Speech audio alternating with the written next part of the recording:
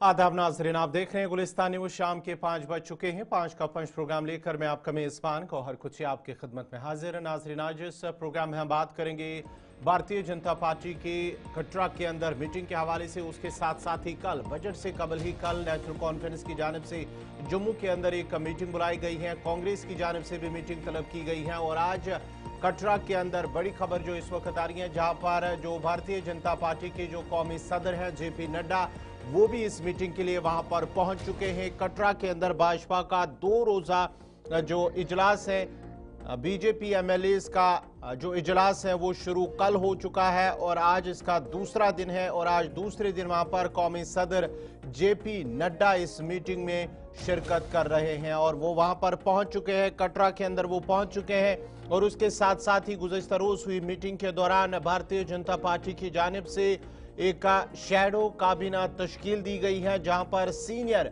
जो एमएलएस हैं, जो सीनियर लीडरान हैं, उन्हें जिम्मेदारी दी गई है। और इस बार सेशन के अंदर जो बजट इजलास मुनक्कद होगा, इस बार सरकार को गिरने की भरपूर कोशिश की जाएगी और भारतीय जनता पार्टी की जानिब से एक नई हिकमत अमली भी तरतीब दी गई है। दूसरी तरफ से नेशनल कॉन्फ्रेंस के एमएलएस की भी कल मीटिंग होने वाली है। वजीर आला उसकी सदारत करेंगे, वजीर आला उमर अब्दुल्ला, और उसके साथ साथ ही जम्मू कश्मीर प्रदेश कांग्रेस कमेटी की जानिब से भी एक मीटिंग तलब की गई है। कल ये जम्मू पार्टी हेडक्वार्टर के अंदर ये उनकी मीटिंग होगी। करीब 2 बजे ये मीटिंग शुरू होगी। अगरचे कांग्रेस इत्तेहाद जो हुकूमत का हिस्सा नहीं है, उनका साथ दे रही है, लेकिन अलग अलग दोनों जमातों के एमएलएस की जानिब से मीटिंग बुलाई गई है। फिलहाल इत्तेहाद के हवाले से कोई जो मीटिंग है वो तलब नहीं की गई है बजट इजलास से कबल ही। लेकिन आपको बताते चले कि भारतीय जनता पार्टी पूरी तरह से तैयार है और उन्होंने अपनी हिकमत अमली भी तैयार कर ली है।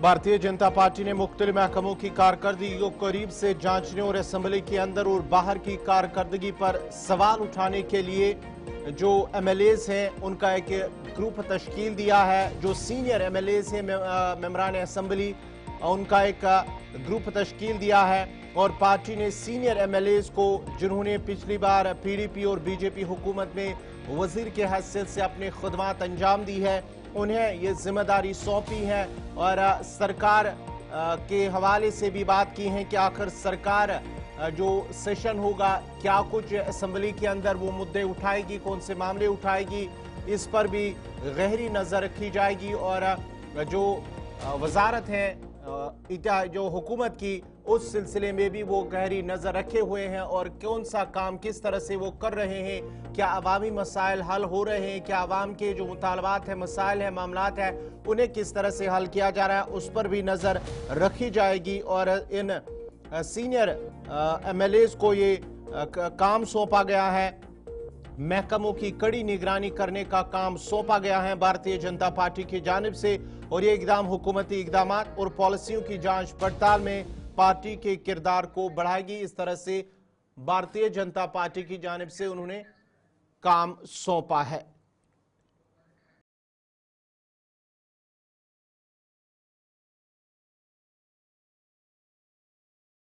अपने मेहमानों के पास भी चलते हैं। भारतीय जनता पार्टी के तर्जमान, कांग्रेस के तर्जमान और उसके साथ साथ ही नेशनल कॉन्फ्रेंस के तर्जमान भी हमारे साथ जुड़ चुके हैं। कांग्रेस से हमारे साथ जुड़ चुके हैं जगदीप सिंह, आपका बहुत बहुत शुक्रिया। सुमित शर्मा, भारतीय जनता पार्टी के तर्जमान, आपका भी बहुत बहुत शुक्रिया। और इमरान काजी, नेशनल कॉन्फ्रेंस के तर्जमान, आपका भी बहुत बहुत शुक्रिया जुड़ने के लिए। सबसे पहले हम भारतीय जनता पार्टी के तर्जमान सुमित जी के पास बात करना चाहेंगे। सुमित जी, आपका बहुत बहुत शुक्रिया। भारतीय जनता पार्टी की कटरा के अंदर एक अहम और जो 2 रोजा 2 दिनों तक जारी रहने वाली मीटिंग, आज इस मीटिंग का खास हिस्सा है, जहां पर कौमी सदर जेपी नड्डा इसमें शिरकत कर रहे हैं। क्या कुछ मीटिंग का एजेंडा है, जहां पर कल भी एक अहम मुलाकात हुई है, मीटिंग हुई है, लेकिन आज की इस मीटिंग में क्या कुछ खास रहने वाला है? ये जो मीटिंग है लगातार, इसमें जैसे आपको पता है कि आने वाले 1-2 दिन के अंदर बजट का सत्र शुरू होने वाला है, तो इसको रिलेटेड जितने भी कंसल्टिंग एमएलएज हैं उनसे ये बात की गई है कि जो जनता ने उन्हें चुन के जो लाया है और जो जनता के मुद्दे हैं, जो जनता के जिनके रिलेटेड जो उनके मसले मसाइल हैं उनके रिलेटेड जितनी भी बातें हैं उन्हें वहां पे रखा जाएगा। जिन जिन बातों पे एनसी ने ये बात कही है कि जो जो उन्होंने वादे किए हैं जब उन्होंने इलेक्शन के टाइम में लोगों से वोट के टाइम में जो बातें कही है उनको वो चीजें याद दिलाई जाएंगी और उन्हें ये याद दिलाया भी जाएगा एक तरीके से कि उन्हें पूर्ण करने का समय आ चुका है और आप कीजिए। और जो हमारी तरफ से लगातार लोगों की बात है, लोगों के जो लोग जो जिस प्रायोरिटी को लेके चल रहे हैं, चाहे वो किसी भी रिलेटेड कोई भी डिपार्टमेंट हो, किसी भी डिपार्टमेंट का जो मुद्दा है उसके रिलेटेड जो है वो मुद्दों को सामने रखा जाएगा। और पार्टी जो है हमारी वो हमेशा से शुरू से पार्टी का एक असूल रहा है कि जहां भी जिधर भी चाहे वो हम विपक्ष में बैठे चाहे हम सत्ता में बैठे तो पार्टी का शीर्ष नेतृत्व जो होता है वो हमेशा आके टाइम टू टाइम गाइड करता है कि देखिए कि कोई भी चीज कोई भी वर्ग जो है अछूता ना रहे और हर एक के साथ लेके उनकी बातों को आगे रखा जाए, उन मुद्दों को, उन बातों को जिन बातों के तहत आम जनता का फायदा हो। क्योंकि ये पार्टी बनी ही इसलिए है, इस पार्टी का मेन कार्य यह है कि लोगों की बात, लोगों की आवाज बन के जो लोगों के मसले मसाइल हैं उन्हें पूर्ण करना। इसके रिलेटेड जो है सेंटर से हर बार ना केवल, अब कई लोग क्या कहते थे कि ऑपोजिशन में ये चीजें बातें बड़ी होती थी, पहले पहले जो दूसरी पार्टी के लोग थे वो ये बात हमेशा करते थे कि जब इलेक्शन आता है तो भाजपा के जो सीनियर लीडरशिप है वो सारे आ जाते हैं। देखिए हर बार हम ये बात कहते हैं कि भाजपा एक संगठन है और भाजपा का संगठन एक परिवार की तरह है और जब भी कोई भी बात हो, चाहे वो पार्टी के रिलेटेड हो चाहे वो लोगों के मसले के रिलेटेड हो, तो वहां पे शीर्ष नेतृत्व हमेशा समय समय पे आता है। वही आपको देखने को मिला अभी, जैसे अभी कटरा में जो मीटिंग चल रही है तो आने वाले बजट को लेते हुए सेंटर की तरफ से हमारे शीर्ष नेतृत्व यहाँ पे आके हमारे जितने भी एमएलएज हैं उन सबको ये गाइड कर रहे हैं कि लोगों की बात आवाज बने और लोगों के मसले मसाइल को आगे रखें और ना केवल रखें बल्कि अपनी तरफ से भी पूर्ण करने का प्रयास उन्हें किया जाए। जहां कोई कमी पेशी है वो सेंटर में बात की जाए। एक सिंपल लॉजिक है, लोगों की बात है, उस बात को आगे पहुंचाना है और कैसे पहुंचाना है उसके तहत एक मूल मंत्र दिया जा रहा है। सवाल आपसे जानने की कोशिश करेंगे, कैबिनेट का नाम तो सुना ही था, कैबिनेट क्या है और उसमें क्या होता है, लेकिन ये shadow cabinet Bharatiya Janata party की जानिब से पहली बार शायद मैं सुन रहा हूं कि shadow cabinet Bharatiya Janata party की जानिब से तश्कील दी गई है। इसमें क्या कुछ उनका क्या कुछ काम खास रहेगा?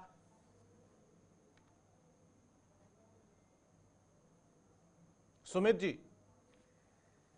जी भारतीय जनता पार्टी की जानिब से कल ये भी कहा गया है कि उन्होंने एक शैडो कैबिनेट तश्कील दी है जो कि हुकूमती कामकाज पर नजर रखेगी। आखिर ये शैडो कैबिनेट बनाने की जरूरत क्यों अपोजिशन को पड़ी है और भारतीय जनता पार्टी को पड़ी है?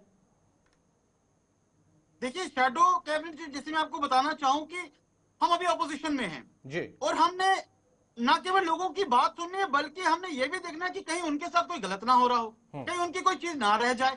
इसके तहत हमने एक रणनीति के तहत जो एक रणनीति बनेगी कि जहां से कोई भी जनता अछूती ना रहे उसके तहत ये चीज बनाई गई और इसके तहत जो भी कमी पेशी जहां पे होगी वो चीज को पूर्ण किया जाएगा। जब भी कोई कार्य किया जाता है उसे पूरी रणनीति के साथ किया जाता है क्योंकि मैंने आपको पहले ही बताया कि कोई भी वर्ग अछूता ना रहे और ये इसी तहत इसीलिए ये चीजों का जो है ये यहाँ पे लाया गया है और ये चीजें इस तरह की कमेटीज इस तरह की चीजें जो बनाने को आपको देखने को मिलेंगी आगे। अब जरा इमरान काजी के पास चलते हैं, नेशनल कॉन्फ्रेंस के तर्जुमान। इमरान जी, जिस तरह से कल नेशनल कॉन्फ्रेंस की जानिब से भी एमएलएज का एक इजलास तलब किया जा रहा है, कल 2 बजे जम्मू में वज़ीर आला उमर अब्दुल्ला की सदारत में इजलास होगा, मीटिंग होगी, क्या कुछ एजेंडा इस मीटिंग में खास रहेगा? क्योंकि 3 तारीख को अगरचे बजट सेशन शुरू होगा, इससे पहले ही नेशनल कॉन्फ्रेंस की जानिब से भी ये मीटिंग तलब की गई है।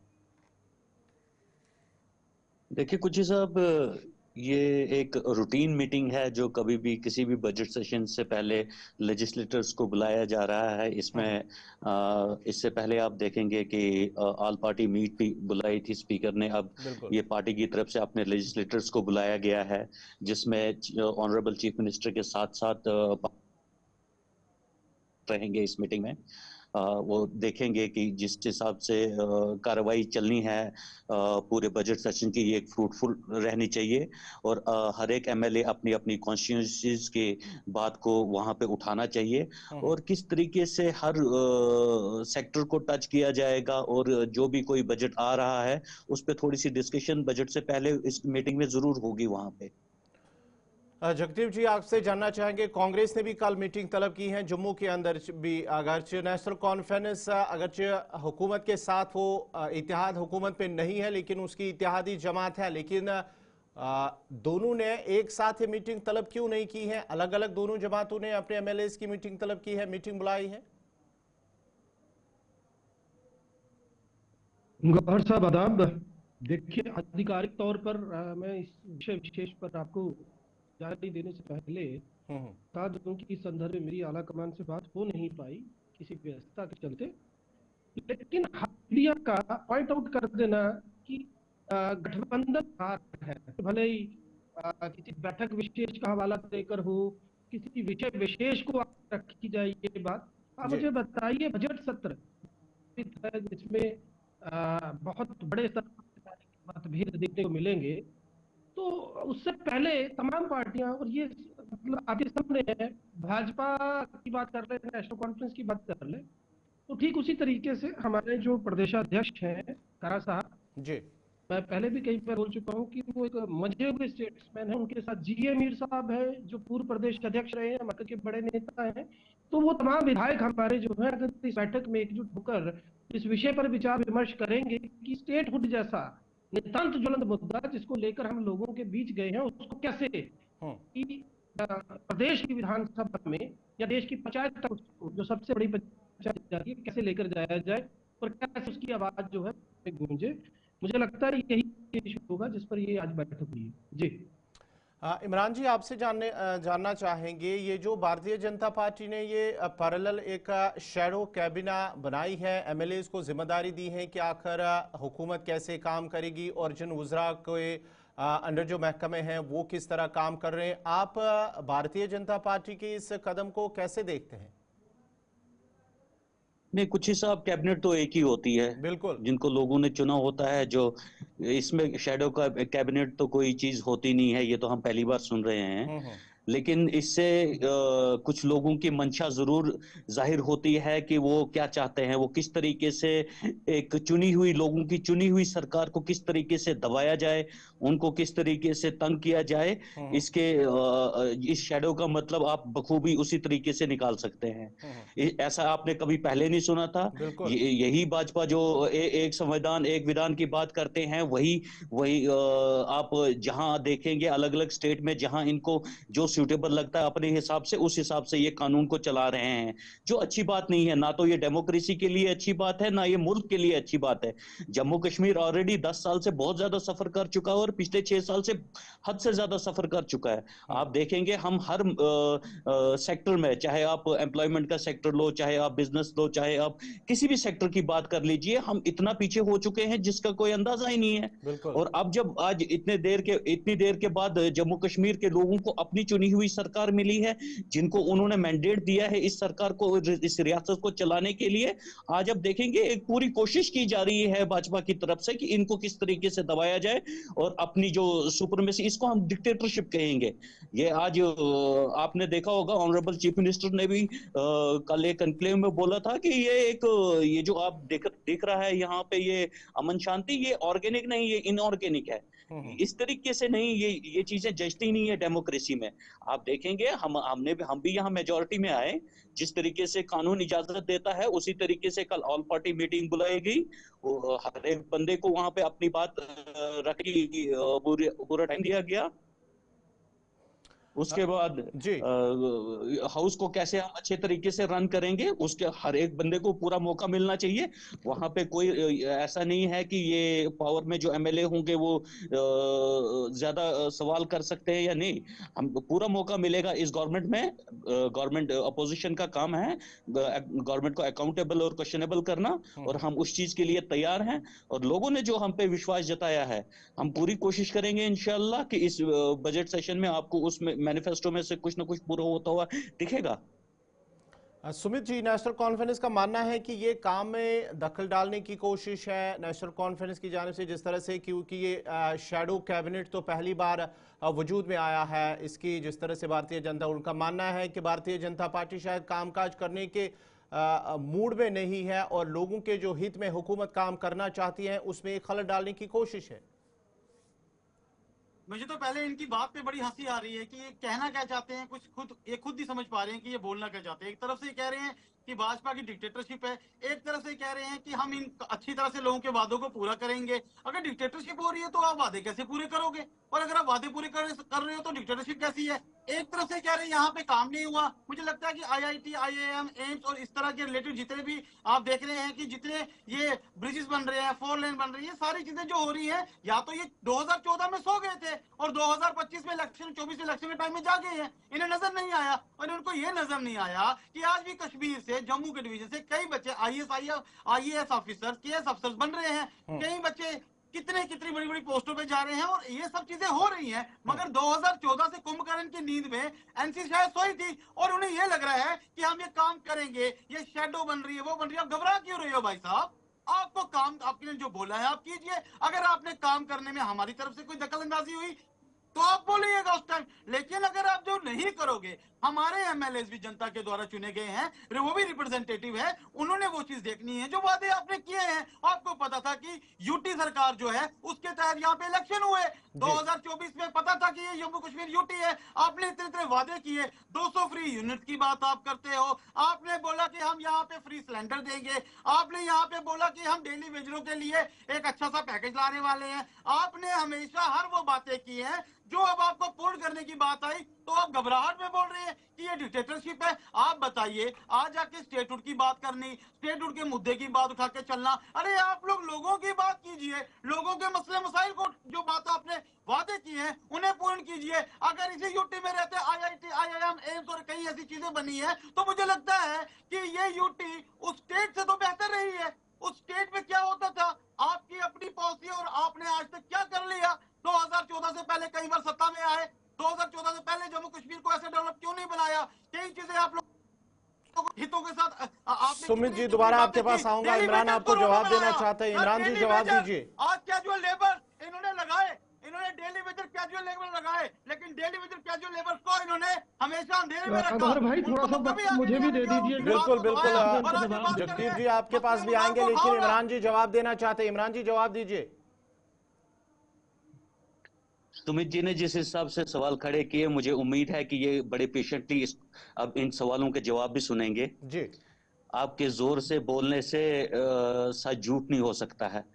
आप डेली वेजेस की बात आपने की, आपने पिछले 10 साल से डायरेक्टली इनडायरेक्टली आपने गवर्न किया जम्मू कश्मीर को।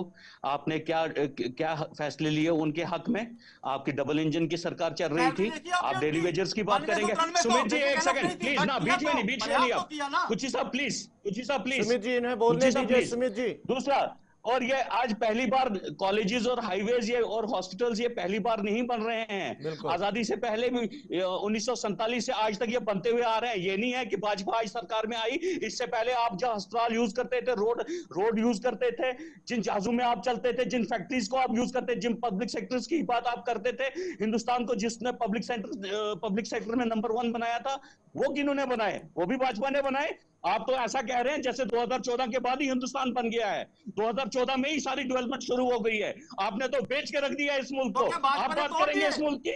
आपने सारे जो असासे थे इस मुल्क के, उन असासों को आपने बेच दिया। आपने सारे पब्लिक सेक्टर यूनिट्स को खत्म कर दिया। आपने यहाँ के सारे एयरपोर्ट्स, रेलवे स्टेशन को खत्म कर दिया। आपने 2 बंदों के हाथ में पूरे मुल्क को दे दिया। आप मुल्क की बात करेंगे, आप डिक्टेटरशिप की बात नहीं करेंगे। आप ये कौन सी, आप मुझे बताइए क्या मतलब है इसका? शेडो कैबिनेट का कौन सा आईन आपको इजाजत देता है? नहीं सुमित जी, मुझे ये बताइए कौन सा कॉन्स्टिट्यूशन आपको इजाजत देता है शेडो कैबिनेट का?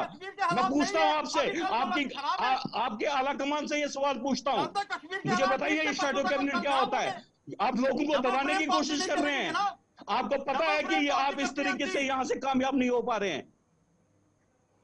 चलिए सुमित जी दोबारा आपके पास आऊंगा। आप जरा जगदीप जी को भी बोलने की आप उन्हें वक्त भी दीजिएगा, वो भी काफी टाइम से इंतजार कर रहे हैं। जगदीप जी, जिस तरह से भारतीय जनता पार्टी का ये नया जो वर्ड सामने आया है, शैडो कैबिनेट, वो हुकूमत के कामकाज पर नजर रखेगी, MLAs को ये जिम्मेदारी दी गई है, किस तरह आप इसे देखते हैं? और भाई मैं आपके प्रश्न का पहले मैं जरा अपने नेशनल कॉन्फ्रेंस के नेता जो भाई बैठे हैं उनको थोड़ा बता दूं जी। कि भाई आप बहस कर रहे हो, ये भाजपा के बड़े बुद्धिजीवी आदमी हैं जिनसे आप बहस कर रहे हो। आपको थोड़ा ना पता है कि एम्स वाले लेके आए हैं, ट्रिम का नाम अभी वो ले रहे थे, वो भी यही लेके आए हैं, इसी बात की कर रहे हैं। तो मत कीजिए कि भाजपा वाले लेके आए हैं, जम्मू वाले थोड़े ना सड़कों पे उतरे थे, वो इन्होंने दिया है। खैर, पहली तो बात है कि अभी इन्होंने आप इलेक्शन क्यों लड़े, मैं बता दूं कि भाजपा के प्रवक्ता बैठ के ये कह रहे हैं कि अमित शाह साहब जो है देश के गृह मंत्री, उन्होंने जी। खुद बोला था कि उन्होंने कहा था बड़ी पंचायत में कि हम स्टेटहुड देंगे। तो अगर उस वादे पर, आप गृह मंत्री के वादे पर जो देश की सबसे बड़ी पंचायत में किया गया हो, उस पर यकीन नहीं करेंगे तो किस भाई? या तो ये मान लीजिए कि वो झूठे थे, या ये मान लीजिए कि आपने जो अब तक कहानी सुनाई आपके दर्शकों को उसमें कोई दम नहीं। तीसरी बात, ये जो शैडो कैबिनेट आपने पूछा, तो बना किसने ये किया सही नहीं बात देंगे? भाजपा की माया है, कहीं धूप कहीं है, और ये शैडो शब्द में अनुवाद भी छाया बनता है। तो कबीना की एक छाया, एक साया जो है, ये बताने की कोशिश कर रहे हैं कि हम नजर रखेंगे। वैसे ही आपने बजट में 1200 करोड़ छीन लिया, कम दिया, और आप क्या करेंगे? आप पहले से ही ये तय करके आए हैं कि सरकार को चलने नहीं देना है।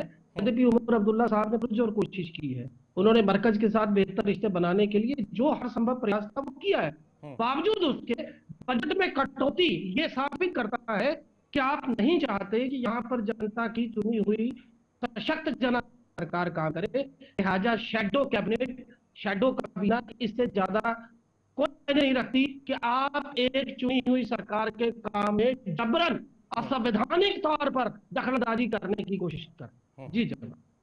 दोबारा आप लोगों के पास आएंगे, लेकिन यहाँ पर छोटा सा ब्रेक के बाद आपका दोबारा खैर मकदम है। प्रोग्राम 5 के पंच में नाजरीन अपने मेहमानों के पास चलते हैं। बात हम भारतीय जनता पार्टी की meeting, NC meeting, Congress meeting और उसके साथ साथ ही भारतीय जनता पार्टी की जानिब से कैबिनेट, शैडो कैबिनेट के हवाले से कि आखिर ये नाम कैसे पड़ा और इनकी क्या जिम्मेदारी है। इमरान जी, आप अपनी बात रखिए।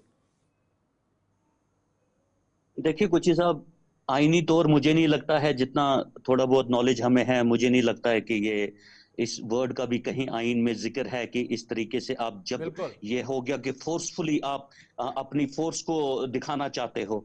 शर्म आनी चाहिए इस वक्त ऐसी बातें करते हुए हमारे भाजपा के लोगों को। वो एक चुनी हुई सरकार को, लोगों के मैंडेट की बेइज्जती है ये आप किस डेमोक्रेसी की बात करते हैं? इसको हम डेमोक्रेसी कहेंगे?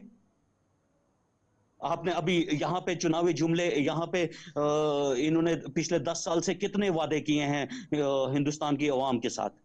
ना उन नौकरियों का कुछ हुआ, ना कोई भी चीज के आप ले लीजिए, कौन सा वो काला धन वापस आया, मतलब किसी भी चीज की बात कर लीजिए। वही धोखा इन्होंने जम्मू कश्मीर के लोगों के साथ एक बार फिर से किया, जब इन्होंने ये कहा कि इलेक्शन के फौरन बाद हम आपको स्टेट वापस करेंगे। कैसे बिलीव करेगा आज आम इंसान पूरे हिंदुस्तान का कि एक prime minister on the floor of the house, एक home minister on the floor of the house, और डिफरेंट पब्लिक प्लेटफॉर्म्स पे ये बोलते हैं कि हम जल्द से जल्द स्टेटहुड को रिस्टोर करेंगे। कौन सा सूटेबल टाइम है? इस सूटेबल टाइम की डेफिनेशन है क्या भाजपा की डिक्शनरी में? हम हक रखते हैं इस सवाल को पूछने के लिए भाजपा से कि ये सूटेबल टाइम की डेफिनेशन है क्या? ये किस चीज को सूटेबल टाइम कहते हैं? और आज जब यहाँ पे, चलो उसमें तो ये डिले कर ही रहे हैं, अब जब यहाँ पे चुनी हुई सरकार, लोगों की चुनी हुई सरकार अपने तरीके से काम करना चाहती है, उसमें भी ये हर्डल्स क्रिएट करना चाहते हैं। आप देख रहे हैं कैसे ये पब्लिकली आके, ये तो छोड़िए बिहाइंड द कर्टन्स क्या हो रहा है क्या नहीं हो रहा है, ये तो आज पब्लिक प्लेटफॉर्म्स पे आके इन्होंने इस वर्ड का यूज किया कि हम शैडो कैबिनेट क्रिएट कर रहे हैं। आज इनको जवाब देना चाहिए कि ये शैडो कैबिनेट इन्होंने वर्ड कहां से लाया और इसको किस आईन के तहत इनको हक दिया इस वर्ड को यूज करने के लिए। सुमित जी, अब जरा स्टेटहुड की भी बात करते हैं, क्योंकि जिस तरह से वजीर आजम की जानिब से पीएम मोदी ने भी कहा है कि स्टेटहुड जो वक्त पे उसका दर्जा बहाल किया जाएगा। होम मिनिस्टर वजीर दाखिला अमित शाह ने भी इस हवाले से कहा है, ऑन द फ्लोर कहा है कि स्टेटहुड को बहाल किया जाएगा। वक्त मौजू होगा तो उसके साथ साथ ही अभी वक्त भी मौजू है, हालात भी जम्मू कश्मीर के अंदर ठीक है। जम्मू कश्मीर के अंदर असेंबली इलेक्शन भी हुए, उससे पहले लोकसभा इलेक्शन भी हुए। आखिर स्टेटहुड कब बहाल होगा जो नेशनल कॉन्फ्रेंस जम्मू कश्मीर के लोगों और दीगर जो पॉलिटिकल पार्टीज हैं उनकी भी मांग है कि जम्मू कश्मीर को रियासती दर्जा बहाल किया जाए। देखिए, सबसे पहले जब हम बच्चा स्कूल में जाता है और वो जब स्कूल में एग्जाम होता है तो उसका एक टाइम दिया होता है कि फाइनल एग्जाम होंगे, और सारे साल बच्चा बोलता है कब होंगे कब होंगे। साल के बाद एग्जाम भी होते हैं, रिजल्ट भी आता है।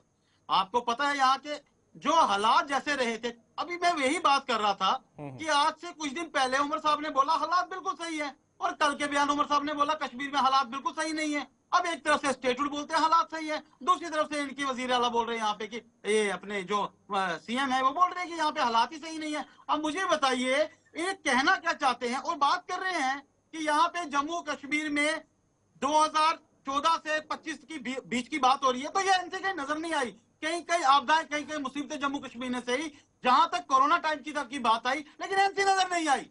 बहुत ऐसी बातें हुई कि एनसी कहीं नजर नहीं आई। इलेक्शन में लोगों के आगे टोपी रख के इन्होंने वोट तो ले लिया, लोगों से बातें कर रही। आप लोग स्टेटहुड का छोड़िए, जो वादे किए गर्व से बहुत जोर शोर से आप बात कर रहे हो, वजीर आला ने ये कर दिया, फलाना हो गया। सुमित जी ये बताइए, रखिए जम्मू कश्मीर में आपने सियासत कर रहे हो, जम्मू कश्मीर को चलो, जम्मू कश्मीर के आपके पास है। अगर कहानियां नहीं सुनाइए यहाँ लोगों को, हम आपकी कहानियां सुनने के लिए नहीं बैठे हैं, हम आपकी कहानी सुनने के लिए नहीं बैठे हैं। ये बताइए कि गवर्नमेंट ऑफ इंडिया कब स्टेटहुड रिस्टोर कर रही है?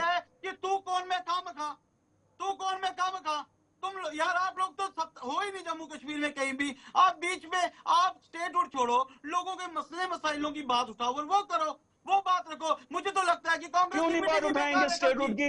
हमारा हक है, हमारा हक है। बीजेपी का देश के नक्शे से आउट होते जा रहे हो, आप रहे नहीं वहां पे कांग्रेस वाले। आप किस बात की, आपको तो एनसी ने उठा के बाहर कर दिया, एनसी ने आपको आपके साथ गठजोड़ किया, लेकिन आपकी ऐसी नीति और नीति थी कि एनसी ने तक कहा कि ये लोग किसी नहीं है, इनको उठा के बाहर करो। जब आप लोग आपस में मिलकर देश को, जम्मू कश्मीर को आप खराब कर रहे हो, लोगों को गलत मैसेज देके, और एक शख्स अगर जम्मू कश्मीर की आवाज बनते जा रहे हैं, आप सोचते उनको दबाएंगे? ये 2014 से पहले का टाइम नहीं है जनाब। सुमित जी दोबारा आपके पास आऊंगा, आप जरा जगदीप जी आप अपनी बात रखिएगा। जिस तरह से इनका मानना है कि अभी कौन सी ऐसी रुकावट है जो स्टेटहुड को बहाल करने में पैदा हो रही है जम्मू कश्मीर के लिए? देखिए गौहर भाई, दो बातें हैं।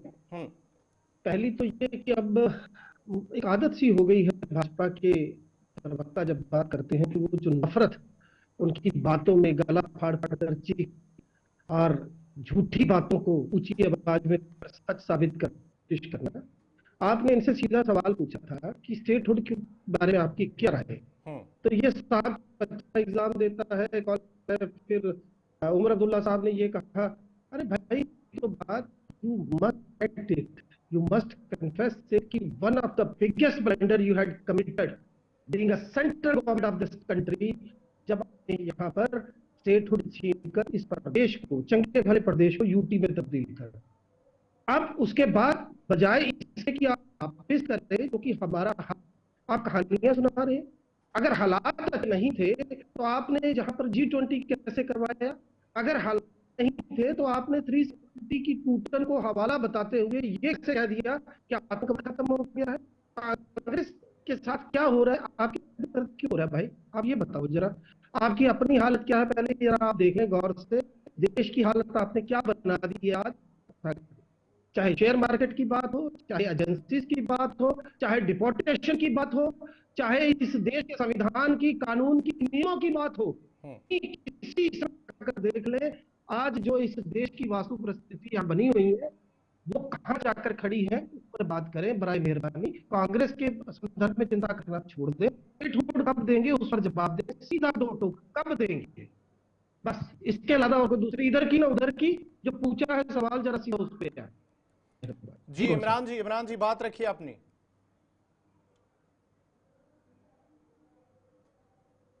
बार बार सुनता रहता हूं ये भाजपा के प्रवक्ता जब भी किसी प्लेटफॉर्म पे आते हैं, आप स्टेटहुड की बात छोड़ो, स्टेटहुड। देखिए स्टेटहुड हमारा हक है, बिल्कुल, जो हमसे छीना गया है। हमारा आईन हमें इजाजत देता है, आईन भाजपा के हिसाब से नहीं चलेगा, मुल्क आईन के हिसाब से चलेगा। ठीक है, ये ना समझे ये तो इस हिसाब से बात करते हैं जैसे ये मालिक बने हुए हैं।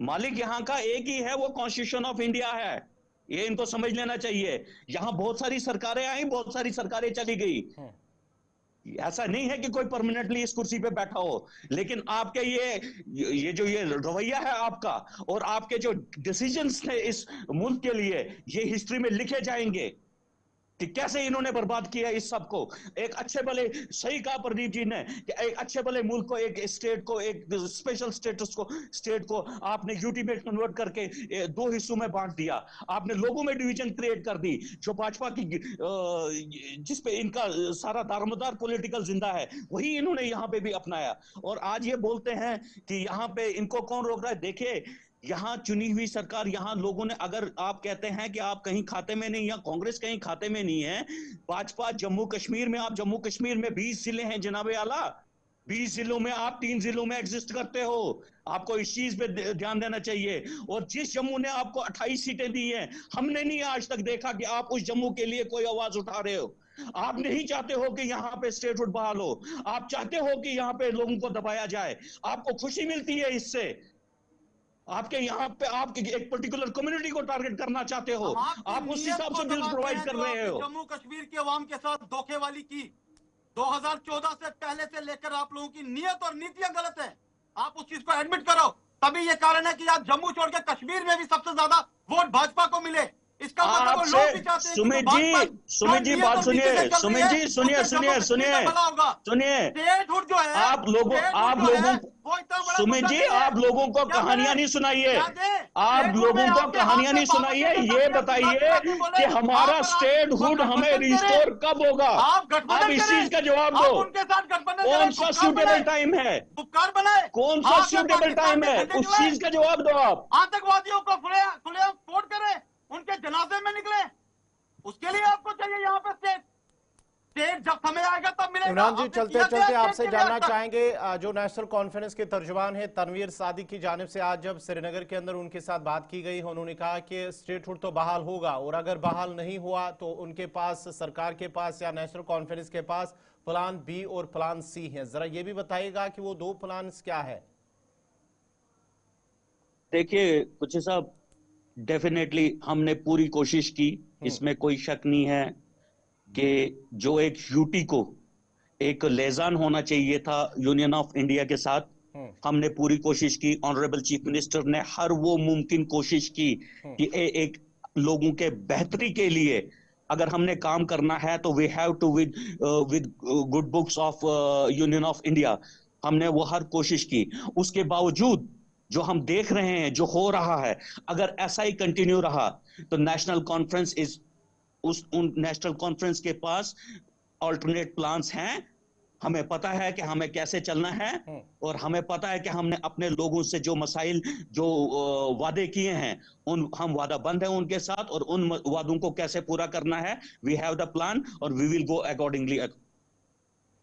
चलिए, बहुत बहुत शुक्रिया इमरान काजी, आपका नेशनल कॉन्फ्रेंस के तर्जुमान, बहुत बहुत शुक्रिया। तर्जुमान भारतीय जनता पार्टी सुमित शर्मा, आपका भी बहुत बहुत शुक्रिया। और जगदीप सिंह, तर्जुमान कांग्रेस, आपका भी बहुत बहुत शुक्रिया इस प्रोग्राम में हमारे साथ जुड़ने के लिए। नाज़रीन, बात हम कर रहे थे भारतीय जनता पार्टी के कटरा के अंदर 2 रोज़ा मीटिंग, जहां पर कौमी सदर जेपी नड्डा उस मीटिंग में शिरकत उन्होंने की है। वो कटरा चंद ही देर कबल ही वो वहां पर पहुंचे, मीटिंग में उन्होंने शिरकत की। उसके साथ साथ ही कल की अगर हम बात करेंगे तो कल जम्मू के अंदर 2 अलग अलग मीटिंगें, जहां पर नेशनल कॉन्फ्रेंस की एमएलएज की मीटिंग होगी।